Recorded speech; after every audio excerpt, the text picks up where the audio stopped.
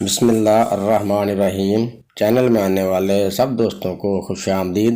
سب دوستوں سے درخواست ہے ایک بار درود پاک پڑھ لیں، چینل کو سبسکرائب لازمی کر لیں۔ نبی سلیمان علیہ السلام نبی داؤد علیہ السلام کے بیٹے تھے۔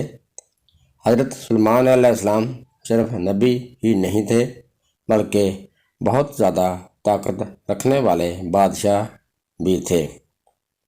آپ علیہ السلام نے زمین کے بہت بڑے حصے پر حکومت کی۔ اللہ نے آپ علیہ السلام کو ایسی طاقتیں دی تھیں جن کے بارے میں سوچ کر عقل دنگ رہ جاتی ہے۔ حضرت سلیمان علیہ السلام بچپن ہی سے بہت زیادہ سوجھ بوجھ، عقل اور سمجھ رکھتے تھے۔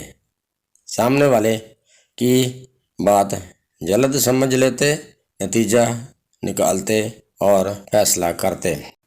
ایک مرتبہ آپ علیہ السلام نے کم عمری میں اپنی دانائی کی باتوں اور قانون کا اصول بنا کر سب کو چونکا دیا تھا۔ ہوا یوں کہ ایک روز غصے میں بھرے ہوئے دو آدمی حضرت داؤد علیہ السلام کے پاس آئے اور ان میں سے ایک نے کہا، اے نبی علیہ السلام، میرا غلے سے بھرا ہوا کھیت تھا۔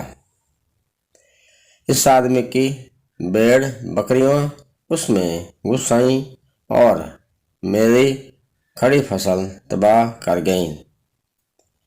داؤد علیہ السلام نے سارا قصہ سن کر فیصلہ سنایا، چرواہے کی غلطی سے کسان کا نقصان ہوا، اس لیے وہ اپنی بھیڑ بکریاں کسان کو دے دے، اس سے اس کا نقصان پورا ہوگا۔